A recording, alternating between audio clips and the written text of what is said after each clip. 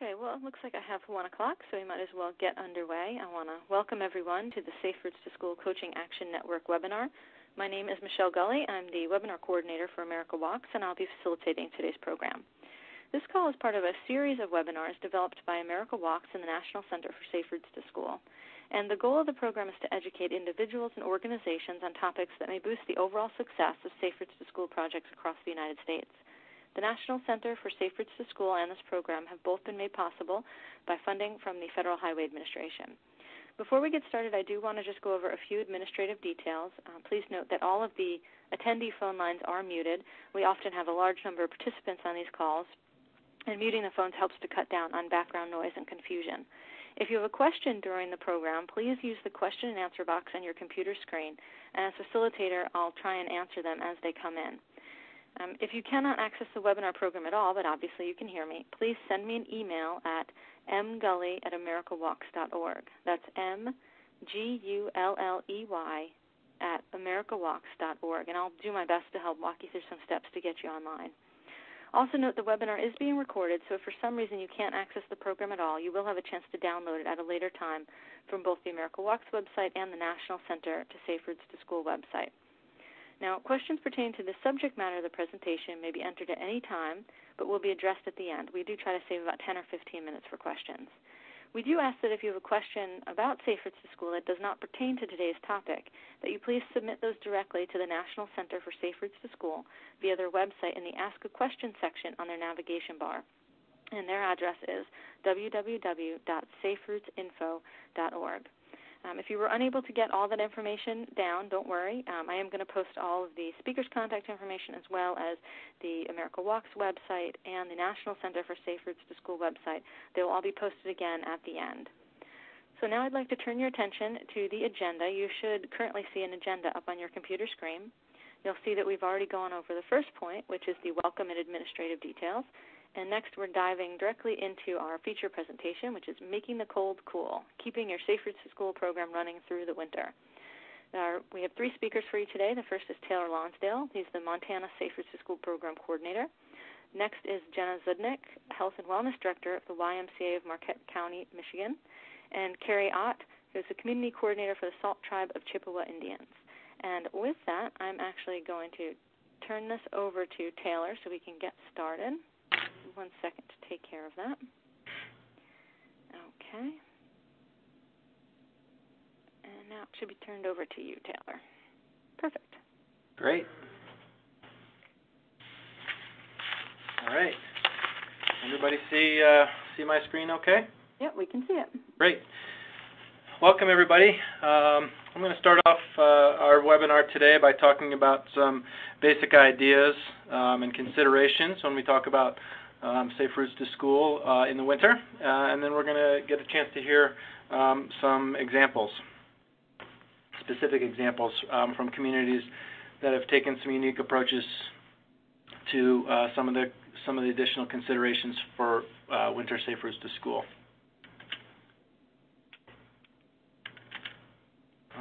Briefly about myself. I have been the Safe Routes to School coordinator here in Montana for about 2 years. Previous to that, I was practicing civil engineer. I am a year-round bicycle commuter, and that here in Montana sometimes means snow, which you can see in the picture. I am also a proud father of 4- and 6-year-old boys, and one of them is in the trailer behind me in that snowstorm. So this morning, or this afternoon, depending where you are, I guess, I'm curious whether you would rather have started your day like this or like this. And this is really the basis of what we're talking about when we talk about Safe Routes to School. Each day we all make choices about our methods of transportation, and that includes how our children get to school. And so each day we have a choice which way we're going to go, and it doesn't have to be the same every day. But we all have individual barriers that we need to overcome, and what we're going to talk about today is ways to overcome what's considered a barrier, and that is winter weather. A few quick Montana weather facts, so I'll let you read while I talk a little bit about Montana. We have a wide-ranging temperature, as you can see here.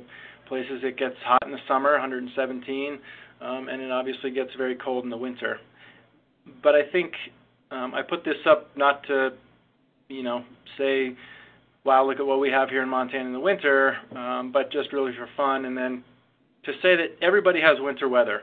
Whether you live in Florida or Arizona or Montana or Alaska or New Hampshire, winter is a colder time of year, and cold is a relative thing. So I think it's important to recognize that and just to address it. Okay, we all know the story, mom and dad walking to school through the snow in their bare feet. But the question really is why do we hesitate today to walk in the snow? While that may not have been completely true that mom and dad walked to school through the snow in bare feet, they were far more likely to walk to school year-round than we are today. And the question is, why is this?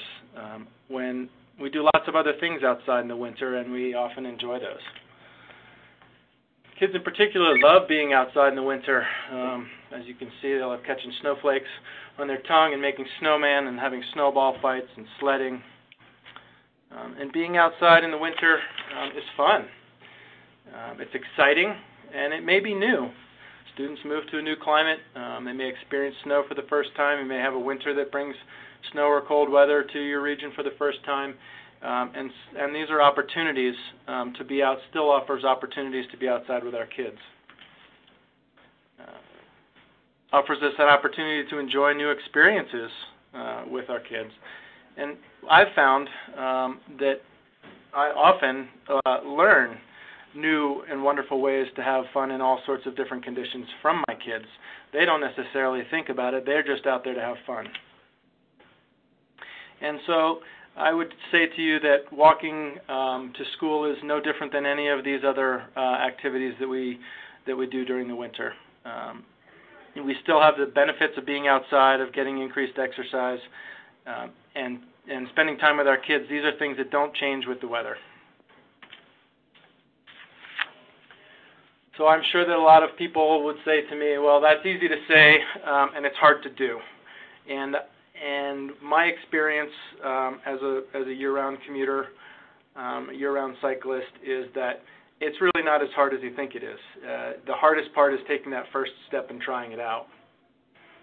And for me, taking that step was sort of an understanding of that it was my apprehension. It was keeping me from being out in the winter, doing the things that I do, and including commuting as part of my winter outside activities.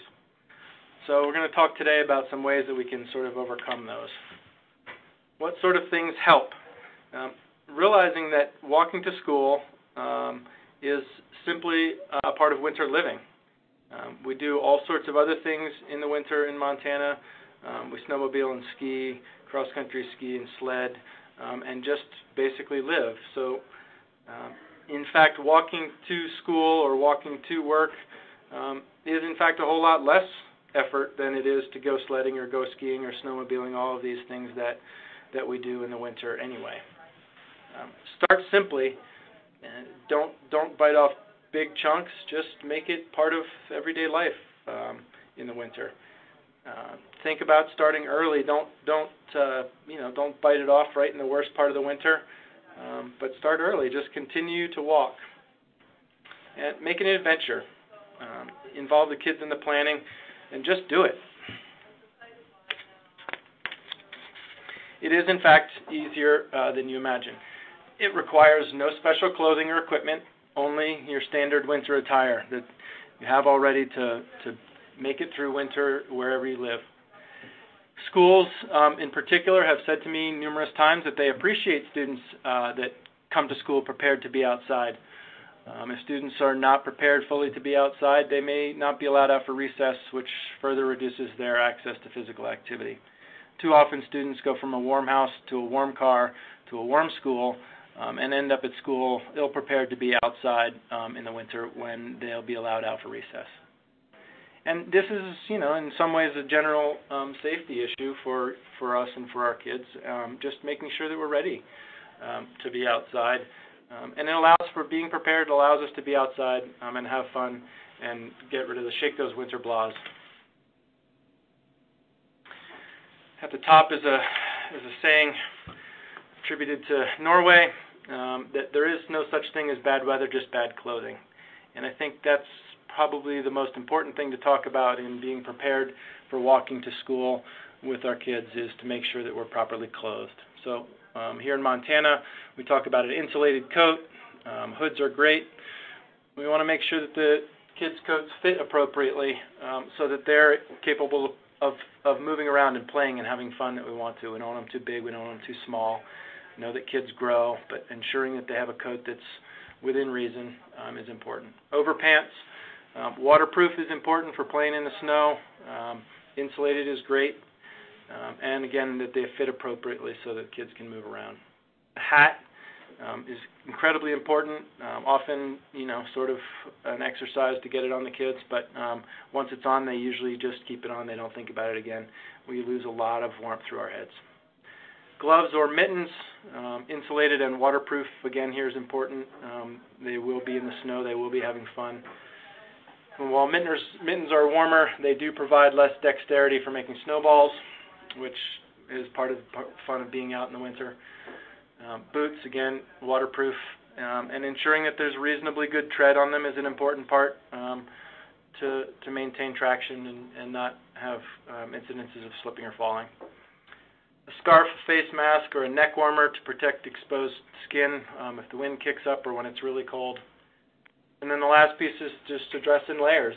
The weather may change between morning and afternoon. We saw some of the statistics from here in Montana, and we see those in other places too. Drastic changes. The weather may move in during the day, so ensuring that we're ready for the weather, regardless of what the changes may be. Other helpful items, I talked about good tread on the boots, but there are different traction devices out there. A couple of names, Yak Tracks or Alpine Trekkers, that strap onto the boots and provide additional traction. And these can be really nice for adults as we're walking with students. It just gives us that extra traction. We can then hold hands and help the kids to manage also. Sunscreen is important. The sunlight can actually increase the amount of UV light that we're being exposed to. And then a sense of adventure, a willingness to try, and good snowball skills are important things for us to have as well. So what are our next steps? I think, like I said, we want to start slowly. Think about starting with a monthly walk. Use a fun winter theme. Again, we want to make this fun. The kids don't necessarily have a hard time making things fun outside. That's what children do best, is make things fun. But if we add a theme to it, that can help us all to enjoy it. So, come up with something creative, something that's going to make it extra fun, costumes or lots of different ideas on that. Work with the schools and your community to address concerns and to work out details. And we will hear some more from that from Jenna in a little while. Identify parents that would be willing to be leaders of walking groups. Different communities have different people that feel differently about the winter weather. I have come to be one who loves to be outside on my bike or walking when the weather is inclement. So people like me who make great leaders for walking school buses or walking groups in the winter. Again, starting simply, simple events once a month. Make it something that's easy for people to try. The idea is for people to get out and try it and see that it is not as difficult as you think it is. It really isn't. Remember, walking to school is just part of living in your community in the winter. It's just another winter activity. It is possible, and it will be fun. Your children will make sure that it's fun for you. So here in Montana, I have taken the opportunity to sort of throw down a friendly challenge because there are programs in other northern climates that are doing this regularly, New Hampshire and Alaska, and if they can do it there, surely we can do it in Montana. And I think the this sort of fun camaraderie and sense of state pride is something that we can look at when we're encouraging people to get out and do it in the winter. So why not trade this for this? A couple of websites listed, which you'll see again later. But I think the important thing, again, to remember is it's just another fun winter activity. Just get out and do it. And with that, I'll turn it over to Jenna. Thank you, Taylor. Make sure you can all see my screen here. Okay. My name is Jenna Zadunik. I am the Senior Health and Wellness Leader at the YMCA in Marquette County. And I've been at the Y for about 10 years now. Been doing lots of different programming. I think our goals at the YMCA are always to promote healthy living, healthy lifestyles in our community, and really think outside the box and do new things. A little bit about the YMCA, for those of you that don't have one in your community, there's kind of the new branding that we did last July, and the focus on the 3 areas of development of healthy living, social responsibility, and youth development. And so I think Safe Routes to School, all 3 areas of development are focused on those goals. So in Marquette, Michigan, we currently, our county is at a 36% obesity rate. So we're always looking at ways to decrease that and get kids healthy. You can see a little map of the UP there. And Carrie, who's talking next, she is about, I think, 93 miles. She'd be southeast of where we are in Marquette, but you can see Lake Superior there. We're in a beautiful place. We get a lot of snow, just like Taylor, but we can still make things happen. So what we did is we started focusing on 2 market area public schools in Marquette County.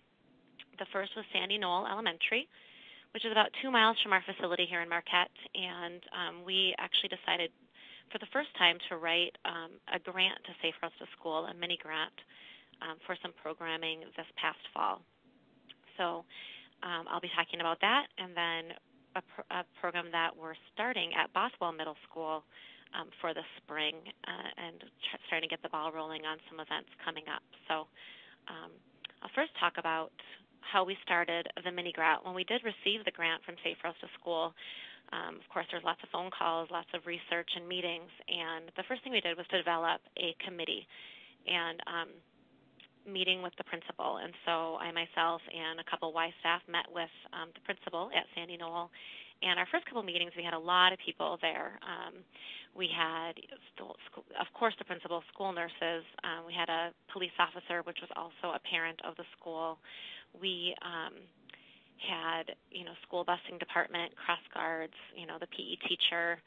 And then, of course, we asked volunteers and parents and anyone that would come in and kind of help us out on this because, again, you want to start simple, but you want to make sure you have everyone there and all their strengths. So the first couple meetings, we had a lot of people, and then as the meetings went on, as with anything else, it decreased in numbers. But it was really the principal and I, the school nurse, and the police officer that really met over some time to really figure out what we were going to do, what our goals were.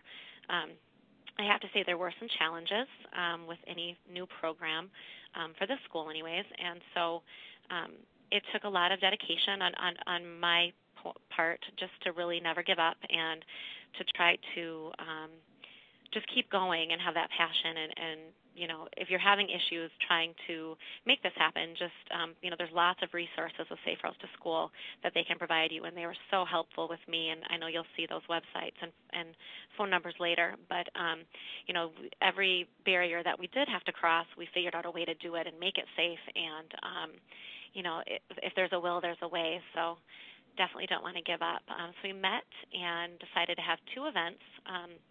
The first event, we did a walk and roll to school. Let's see here. Sorry, it's not going over to my next slide for some reason. There we go. And these are just 3 of our little girls that we walked to school with that morning. It was pretty dark when we started, so you can see their flashlights there. So we started at Lake Superior Village, which is a low-income housing district here in Marquette, and we walked to Sandy Knoll. This was our first event, very small, just to kind of kick it off before we had our big event at the school. And that morning what we did was had healthy snacks at the school. We invited parents to come. About a month prior, we sent out a newsletter to parents at the whole school and parents of the Lake Superior Village children, and we sent them education and why we wanted to do this and what the benefits were, as far as the kids' health, their health, the environmental factors and how it helped the environment if we walked or biked instead of took cars, and and then of course safety tips. So that morning we had healthy snacks. We did some fun education pieces, which we received from Safe Routes to School. There's just tons of resources, so we pulled all those, and then we walked and skipped and sang and just had a really fun time. So that was our first event. And since then, we're trying to do these monthly. Of course, it takes a lot of volunteers, but it's been working very well. So we hope to just keep doing this, and we're going to do Bike to School Day in May. It's nice to start off with one event, what worked for us, and then, have weekly or monthly programs until the next big event to really promote the kids getting healthy. Our second program, which is actually why we were told we received the mini grant from Safe Routes to School, is the winter walking program, and which is why we're here on this call today. This I pulled right out of our grant that we wrote to Safe Routes to School. We did research Syracuse University, to promote walking in the winter months, and so November, which we didn't have a lot of snow. We haven't had a lot of snow this year until recently, but we're starting a winter snow removal program. And there's been some challenges and barriers as well as far as safety and working with the city and figuring out the plow routes and all those different things. But really the goal is to encourage people to get up and increase their physical activities during the winter, promote that outdoor physical activity for people. Just like Taylor was saying, we can't let snow get in our way. We can still walk, and even maybe bike to school. So, again, we figured out what sidewalks were being shoveled or plowed, I should say, around the school. We started with classroom education, had Health and Safety Week, and again, just really focused on the safety part of it, which was a big concern of the school. And myself and then a Marquette City police officer, we will continue doing education in the school and then getting those volunteers, which is really key. So we were trying to get parents on board. Of course, YMCA staff helped, school staff, and really the neighbors around the school. Most people want to see kids walking, and they want kids to be healthy. So, getting those neighbors to, number one, shovel their sidewalks, because then if they did that, there'd be less we'd have to shovel, and then as well as just kind of getting on board and supporting the kids. We did focus on 2nd to 4th graders and really just making it fun for them, educating them in a fun way. And what may seem like fun to us isn't always fun to children. So we tried to ask them what they wanted and how we could really get this going. So we do have some events coming up where we will have the school bus drop kids in one location and we will all walk together. We will be shoveling, YMCA volunteers will be shoveling sidewalks on certain days of the week to get those kids to school. Of course, we can't shovel them all, but on the most used sidewalks, we will be shoveling to try to get those kids to walk. Again, our goal, there's definitely been lots of successes for this program, the relationships and the program development. And if you don't have a YMCA in your community, I'm sure there's other community organizations that you could help if you do need help. Collaborations are key. If you do have a YMCA in your community, I would definitely ask them for help, call their health and wellness director, and this may be something that they want to partner with you and really help children. Again, there were some challenges, and I would just say to, that you're not alone, and you just have to work through the concerns, and that Safe Routes to School have lots of resources to help you, and that's what happened with me. If I did run into a barrier, I would call Safe Routes to School, my contact there, and he would help me through it and send me the resources, and then I was able to, help whatever the challenge was when I went back to the school and to really gain that trust in the school. So, the next steps we're doing is we are going to do a Bike to School Day in May at both schools, and then in September we'll do more Walk and Roll to School days. And I think these events are just good kickoffs for, weekly or monthly programs, whatever works in your school. And, they do have lots of different classroom activities, which we're starting to start as well, to get the kids really excited about this in the school. So then I will talk about Bothwell Middle School, which received a huge grant from Safe Routes to School, and they have asked myself at the YMCA to coordinate this grant. And so, again, just kind of starting that out and meeting with the principal, developing that committee at that school and the people that really need to be there and need to be a part of it. And we would really like to start some kind of a snow removal project. There aren't a lot of sidewalks around the school at this point. Hopefully that's going to change this summer. But we'll kind of start with Bothwell like we did with Sandy Knoll and do some events with the snow shoveling, and then the Bike to School Day in May and Walk and Roll to School Day in September. We'll also be doing the walking school bus and some other age-appropriate, fun activities. And, of course, that education to get the kids excited. We'll be going into the schools and educating the parents through newsletters and having some fun activity nights. We might even have some activities at the YMCA. And then, of course, educating the kids on, again, the environmental factors, the safety, the health benefits of walking, and then making it safe. So our goals are to continue education, programming, and these events, and really sustain that relationship and expand the schools and try to get it to all the schools in Marquette County that they're just doing something to promote getting healthy and safe routes to school. And Safe Routes to School, an extension of a good school day. Thank you.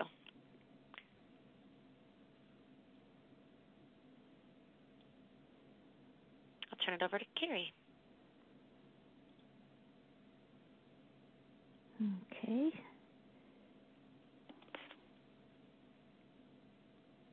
Carrie? Yep, I'm here. It's going a little slow. Sorry. Just making sure your audio is still working. Let me get my slideshow up. Here we go.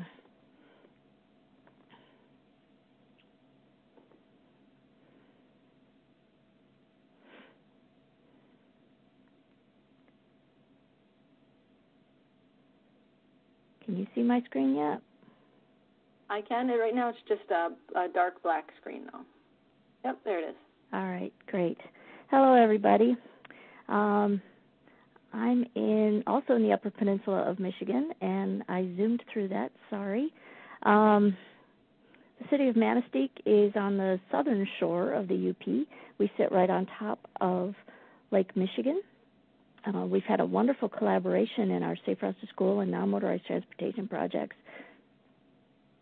between the Sioux Tribe and the city of Manistee area schools, and of course the Michigan Safe Routes to School office as well. Manistee has a population of about 3,000 people. We average about 80 inches of snow a year, which is a whole lot less than Jenna gets up there in Marquette and along the Lake Superior shore. But nonetheless, we still have snow we have to deal with, though, like she said, not as much this year as we would in normal years. On this slide you're looking at right now, you'll see some of the work that the city of Manistee has done to support Safe Routes to School and just become a more walkable and bikeable community. In 2010, the city recognized the importance of addressing the needs of all users of transportation within the community, and they committed to a complete streets model, one that recognizes the needs of all users of all abilities and not just people who are using motorized vehicles. In Safe Routes to School work, in 2010, we formed our Safe Routes to School planning group, and in 2011, we submitted a funding application to the state, and we were awarded an infrastructure and non-infrastructure grant for Safe Routes to School activities here in Manistee. Part of that will build 2.3 miles of new sidewalks this coming summer, which is going to really increase our ability to hold more walk-to-school events. Also this summer, working with MDOT, our Michigan Department of Transportation, they'll be adding in some of their own street work and some more sidewalks and some pocket parks, which also enhances non-motorized transportation. We're also developing a non-motorized transportation plan in Manistee that encompasses our Safe Routes to School program to provide safe and scenic routes throughout the city. It encourages the use of non-motorized modes of travel. No matter what we do, though, in relation to complete streets, safe routes to school, non-motorized transportation, we always come back to the same question. What about the snow? This is not a picture from this year. We have not had that much snow this year. But this can be a reality here in Manistee and in the Upper Peninsula. Obviously, I'm sure Taylor sees this in Montana as well. But it always comes back to this question, what are we going to do about snow? I soon found out that snow is an incredibly controversial subject. In 1996, the city of Manistee passed a snow removal ordinance, thinking that that would be the easiest way to make sure that sidewalks are clear and people are taking care of the ice and the snow in front of their homes and their businesses. The ordinance, as you can read through it, and this is true of most ordinances, create a very negative environment. And I've highlighted all the words: failure, guilty, debt, penalty, punishable, fine, imprisonment, and jail. None of those do a lot to inspire people to have a good relationship with the city and wanting to do this because it seems so negative. So, in 2001, the city repealed the snow removal ordinance because of the negative relationships between the city and the residents. Council meetings during that time would sometimes last late into the night with complaints from residents about fines they received and long debates about whose responsibility was it really to clear the sidewalk. It also became just too expensive for the city to monitor.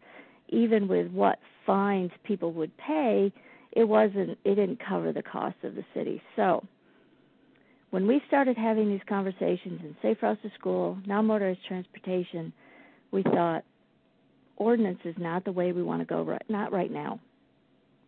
We had to find another way to work with people and get people to think about wanting to be involved in making this community more user-friendly for everybody, whether they're in cars or they're on foot or on bicycle.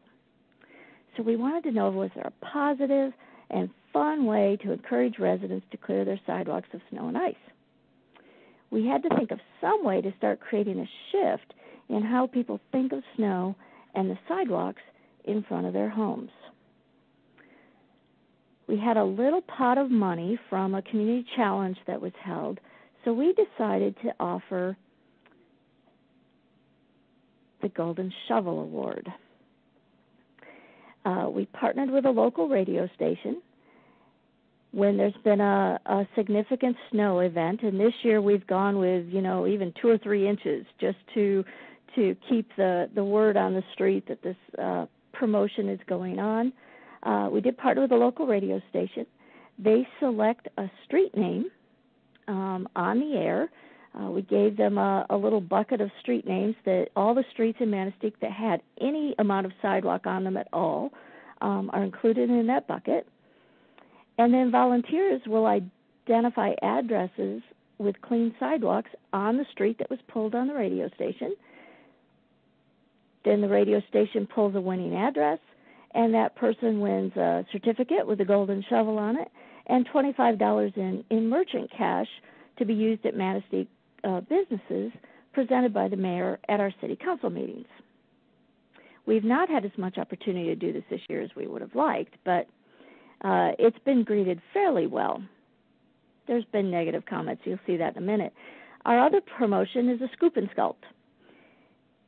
People have the opportunity to submit their address and photos to an email address that we've set up, and they have to show to us that they've cleared their sidewalks of ice and snow and that they've done something creative with their snow. That can be from our friendly giant snowman here to a fort to just about anything that people can be creative and come up with. Those folks who submit those will also have the opportunity to win $25 in merchant cash. So we're trying to inspire people with a little economic incentive, but have some fun with this and encourage people to think about, hey, it's not that hard to keep my sidewalk clear. It helps the community, and it's just the right thing to do whether I win this $25 or I don't. So we're trying to do a lot of promotion around this. However, even with a chance to win, and it's a very lighthearted promotion, not everybody's been happy. As I mentioned earlier, there was a comment, and this is just an example of some of the things we've heard on a local website. And the comment was, wow, $25, we're going to jump on that wagon. Not. The city, in quotes, owns that part anyway. They should clear it. We pay more and get less every year, and $25 followed by many exclamation points and question marks. We have learned that change is a very slow process, but there's been enough positive for these promotions that even without a lot of snow this year, we're going to try it again next year and keep working on moving people along, wanting to work as a community to make it more walkable and bikeable for kids going and coming from school, and for everybody in our community that just needs to get out and walk, whether for health or for business purposes, to get where they're going. There's one last thing that we have not had a chance to implement this year, but we have this set up, and we might have an opportunity to use it later this week, and that is a snow removal flash mob. We presented to community groups and student organizations at the high school, and we've got a core group of volunteers who were willing to give us their cell phone numbers, and they have just been waiting through January and February for an opportunity to be texted and told where to meet, and we've selected a street that would be on our main Safe Routes to School, one of those streets, and if we get a good snow, we're all going to meet en masse and clear the sidewalks on that street with a snow removal flash mob. We want to do a video, put it on YouTube, have a lot of fun with it, and just show a really good demonstration of how a lot of people working together can make hard work not quite so miserable and have some fun at the same time while doing it.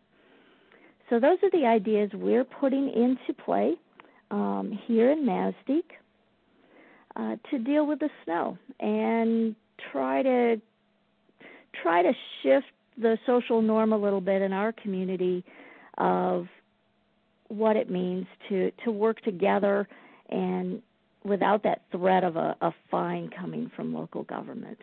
And I'll just leave you with this quote because it is so much of what we do.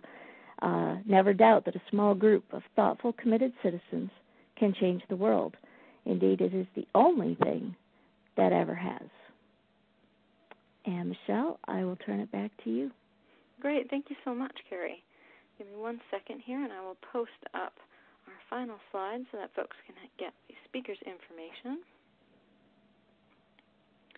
There we go. And while folks are looking at that, we can start answering some questions for them. And Carrie, since you just spoke, I've got you on the hook. Why don't I throw one out to you? All right. I think this is an easy one. And this is really just someone's looking for a little more information on the Golden Shovel Award. And they were wondering whether it's meant for a single address or a block of addresses. Could you give a little more information on that? It's for a single address. What we do is once the street is selected, we've got some volunteers who will drive that street. They write down the addresses of people who've cleared their sidewalks. And then we put those addresses back into a bucket, and then the radio station draws one of those, and then we contact that person, ask them to join us at City Council the following meeting so we can present them with the with a Golden Shovel certificate and $25 in merchant cash. So it is for a single household. Great. I think that's a great idea. It's a lot of fun. It's getting a really good response on Facebook pages in our community. So at least people are talking about it. Yeah, absolutely. Okay, this question I think is probably for all of you. I know, Carrie, you touched on this a little bit in talking about the ordinance that your community dealt with. But Jenna and Taylor, if you want to chime in, one of the attendees was just wondering, what is the general rule of thumb in these communities? They're wondering, shouldn't it be a municipal responsibility to clear sidewalks instead of having to get volunteers? Is that common, or, is it generally homeowners? So if you could just chime in on that, on how your communities deal with it. Michelle, I'll jump in. Most of the communities in Montana, it is, in fact, the responsibility of the property owner.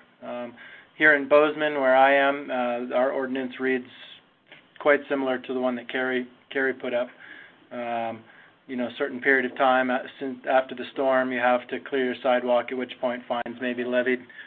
In the city here, part of their parking officer duties, they tag houses, so if it's particularly egregious, they go and they put a pink tag on your doorknob, at which point you have 24 hours to get it cleared. It's sort of a reminder. But yeah, it remains a responsibility of the property owner.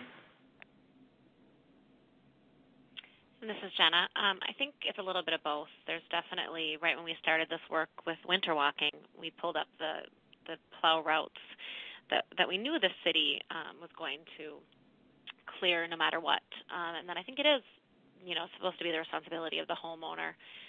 And we ran into a lot of things. It may be, for example, an older adult who can't shovel their sidewalk, and yes, they're supposed to, and they have that city ordinance. But I think that's where it's just kind of working together, and those certain people that we knew that couldn't, then we would try to help.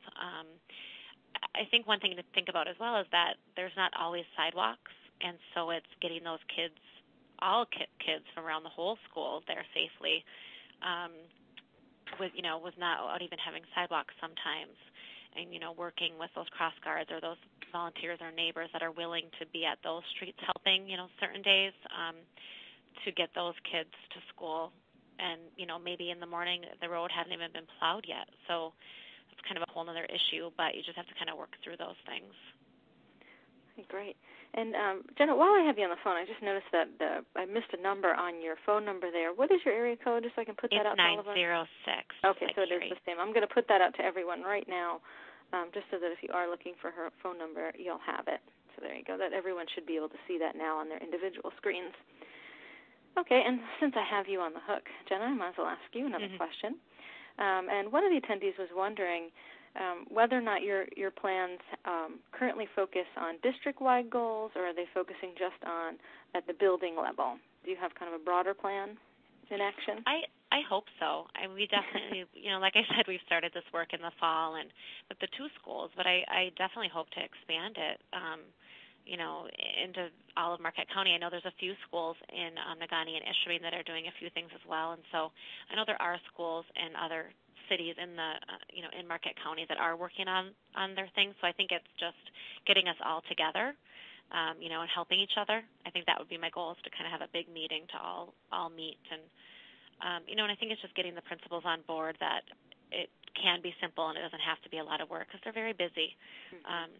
So yeah, it would be great to go district-wide, and that's definitely a goal, slowly but surely. Just want to make sure it's a quality program and that we're starting small and making things simple and then getting bigger and not getting too big too fast, so it's safe and fun for everyone. Absolutely, that makes a lot of sense. And Jenna, was there a reason that you focused on 2nd through 4th graders? Why did you choose that particular age range? That was what the school thought would be easiest. Okay. Just getting in the classrooms with the schedules, and that just kind of came through the school that would be the easiest there. And I'm not specifically sure why that was, honestly, but just the principal just thought it'd be easier to get in the school and do those education pieces with those 3 grades. Okay. And last question, then I'll give you a rest. One of our attendees was just wondering if you have any tips for how to get volunteers for the first program that you had mentioned. And the attendee comments that they've found it difficult to recruit parents from certain income groups. Do you have any extra tips that you could give folks? Sure. Well, the first event we did was, again, we started at the low-income housing, and honestly, out of all the kids that walked, we had 2 parents that came. Yeah. So it was hard, and I have to say the second event we did, we had more. And we had to go knock on their doors and really tell them about this and get the kids excited about it, so then they were kind of urging their parents to go. It is tough, though. That can be one of those barriers that I talked about earlier, although I think, getting volunteers, if you can't get the parents, then again it is just collaborating, and it might be with Big Brothers Big Sisters or Girl Scouts or any community organizations that are willing to have some fun and do some work with you and collaborate together. I think parents, if you make it really simple for parents, then they'll come, and I think it does take time, though, and it takes some passion and some work, but don't give up. I think that's it. Persistence is very important. Yes, and we did have the healthy free snacks, and sometimes if you do things like food, and with that low-income level, they might be more willing to come and think, well, I don't have to worry about what I'm going to give my kids for breakfast if I go to this event, and let them walk to school and come help. My kids will have a healthy breakfast to start their day. I mean, we're hoping parents are thinking like that. That's a great point. Okay, well, Taylor, why don't we let you answer a couple questions here? And this is kind of building off of the low-income question that was just asked. This person is from Austin, and they say, in Austin, 40s is cold, quite different than Montana, I'm sure. They say in working with low-income schools, their most common cold weather issue is that some kids show up to the walking school bus with no coat on at all. Do you have, in Montana, some kind of rule that if kids aren't appropriately dressed, that they can't walk, or how do you communicate that to parents when you're having problems? That certainly is a challenging situation. I think to some degree here in Montana, where very cold weather is something that we deal with, I think we're lucky to have groups that work really hard to provide the ability to get coats to students that don't have them. So I think that's rather than it's sort of similar to helmets or any safety stuff. I would rather work to find a way to provide it to the student than to say you can't be here if you're not doing that. I have a principal here in Bozeman who's running a walking school bus program to his school every day. He's got 2 routes, and one runs Monday, Wednesday, Friday, and the other runs Tuesday, Thursday. And his comment to me about the cold winter weather was that he feels that those are the days that are most critical for his walking school bus to be running. He has students that are walking anyway, to some degree, irregardless of the weather. And so he feels that if he's found volunteers who are willing to do it, and by providing those volunteers, he's putting those children in a place where someone's watching them to make sure their hat's on, their mittens on, that they're appropriately dressed. And if they're not, they have somebody there that can do something about it. So I think, as challenging as it can be, that working to find ways to get that child a coat rather than say you can't participate because you don't have a coat would be my approach to it. And like I said, here in Montana, we're lucky enough that we have a lot of avenues that work to provide that, provide winter clothing to people that need it. No, that's a great comment. And Carrie and Jen, if you ever want to jump in on any of these questions that I'm asking Taylor, or vice versa, Taylor, if I'm asking one to the Carrie or Jen, feel free to jump in. Okay, well, this kind of ties into that a little bit. This person is just wondering if you have any way to kind of address schools or people who say, if the school won't let the kids out at recess, isn't it too cold, or why should my kids walk? Have you ever heard that before or encountered that? Yeah, and I think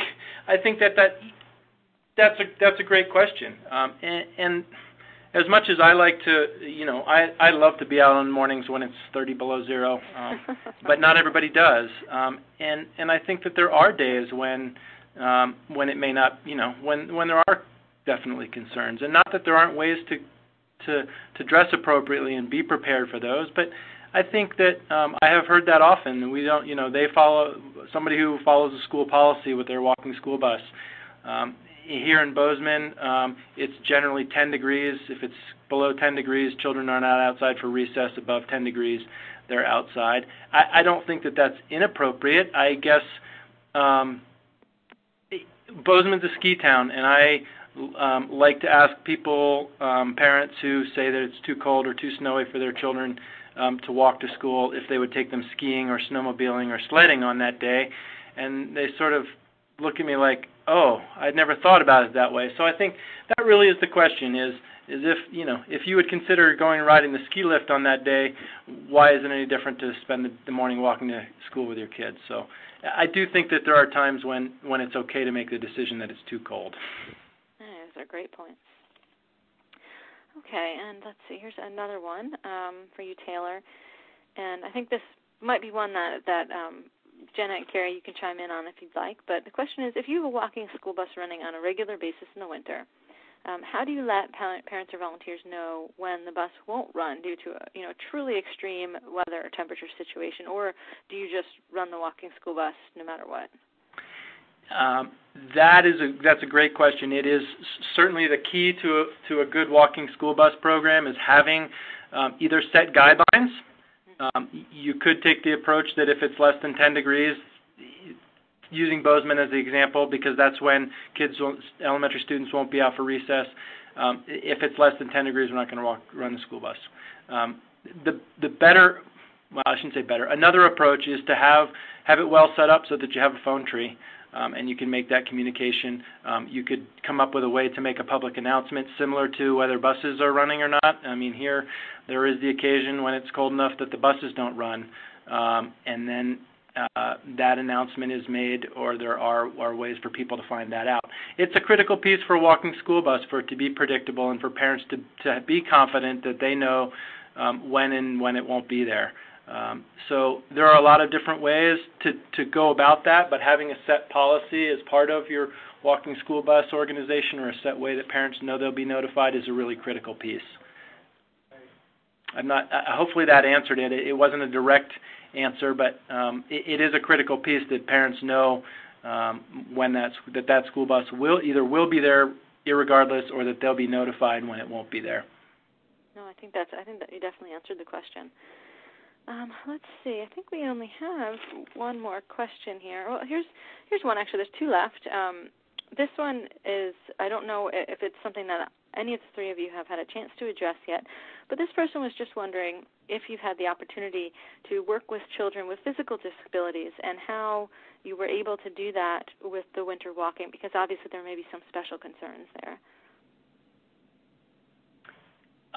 This is Taylor, I have not had an opportunity to personally, be involved with that. It certainly presents additional considerations. Finding extra volunteers, working really hard to ensure that the routes for those students are well cleared and snow and ice free are particularly important. Perhaps having additional volunteers that are going to be there to directly support that. One program that I heard about a few years ago, I believe it was in Omaha, was called Safe Routes Sundays, and it piqued my interest because I thought, well, that's an interesting day to talk about safe routes. But it was again a volunteer group. They would go out in the community and clear sidewalks on Sundays to be prepared for the Monday morning walk to school, and that sort of approach could focus around students with disabilities or any special needs in thinking about getting their route ready for them. Sure. So what about you, Taylor, sorry about that, Jenna or Carrie, have you had the opportunity to work with any children with disabilities? This is Jenna. We haven't, although I did think about it because I know that at that school there are a few children that would have had issues, and I think again it's just the resources around you and kind of being familiar with the help there is out there, to really make it happen for those children and try not to say no. I mean, my goal is to never turn those kids away by any means and just figure out a way to do it. And so you might just have to, involve more people in the community that can help, and just make some phone calls and see what resources are out there. And, you might be surprised to see what you can find out and what people are willing to do, or the parents of that child, or extra teachers that, really are with that child every day. I'm sure they could figure out how to, to make it happen and make it safe for them, but help them, be involved in the fun. Sure, absolutely. We haven't encountered it here, but I do believe the Michigan Safe Routes to School office was doing some special pilot programs with some communities in the state, specifically directed at kids with special needs. And so if anybody has more questions, they might want to contact the Michigan Safe Routes to School office. I don't have that in front of me right now, but there might be some folks there with some better answers. Okay, great. Thank you. Okay, let's see. I lied. A few more questions came in as you guys were talking. So let's see. This one, this is an interesting question. Again, I think it may be suitable for all three of you. The question is, do any of you have problems with kids walking in the street in the winter, regardless of the sidewalk condition? And if so, have you found a way to successfully address this? This is Jenna. Yes, we have dealt with this. And again, there's some streets, the street that I live on, it doesn't have sidewalks, and it is by the school. And so I think it's just that education piece, and not just coming in and saying, okay, we're going to do an event in 2 weeks, but really planning and meeting, and then, getting that education out to the kids of how to be safe, and involving the cross guards, or, maybe there isn't a cross guard there, but, just talking to that child and really explaining to them how important it is to be safe, and really what could happen if they're walking in the middle of the street, or, maybe there's a different route that they can get to school safer that has sidewalks, or maybe that parent can drop them off at a different spot, or, I think it's just being creative, but just talking to the child and having that be a part of your education when you start your programs. Hi, this is Carrie. What Jenna said, educating the kids, but then this other piece of educating the community, because a lot of the problem comes that they're in the street because the sidewalk's not clear, or the snow plow that cleared somebody's driveway left such a mountain of snow they can't even think about going onto the sidewalk.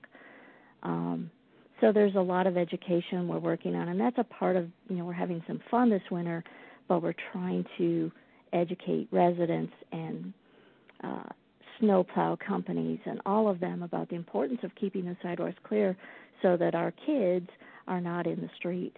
Wherever there's a sidewalk, they should be able to be on that sidewalk. So we're working on it. And this is Taylor. And I think that I was going to say that about the community-wide education being a critical piece. But I think also, to some degree, we have the question of the social norm. There are places in Montana, lots, small rural communities where there are no sidewalks, and I like to ask the question of, is the street really an okay place for that child to be walking?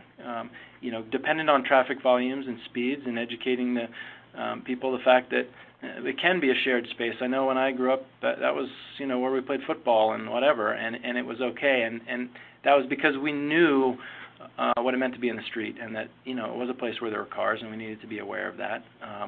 So I think it's a general education of the community about clearing sidewalks, but also about certain streets being shared use place. Those are great comments.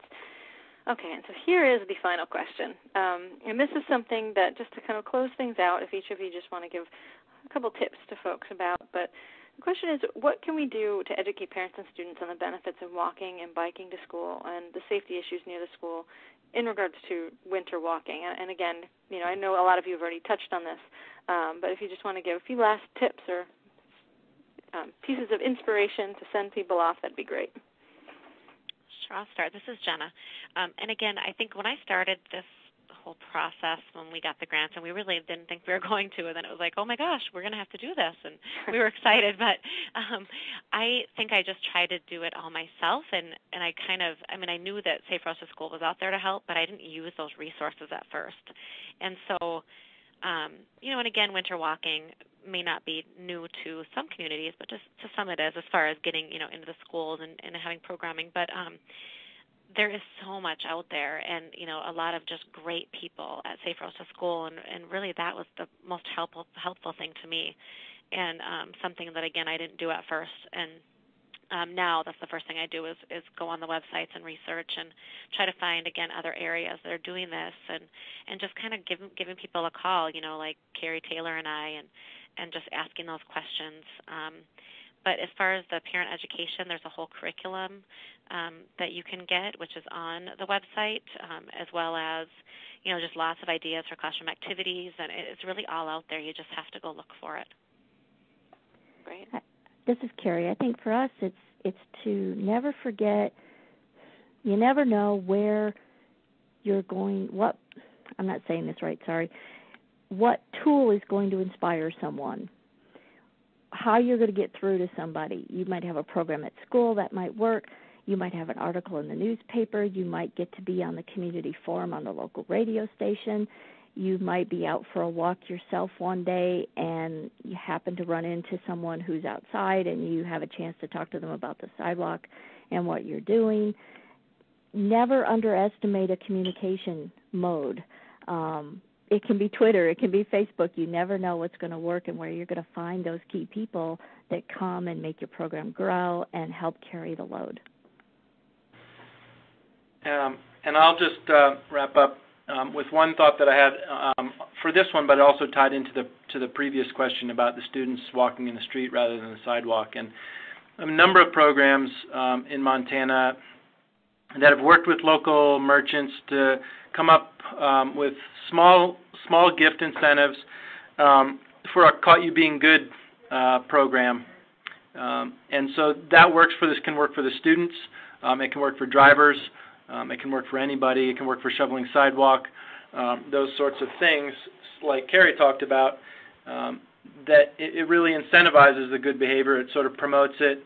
If we think about with the kids on the street, if they learn that when they're on the sidewalk, they may occasionally get some sort of incentive that may get them walking there, and then that paired with education about why it's important from a safety perspective that they're on the sidewalk can go a long way.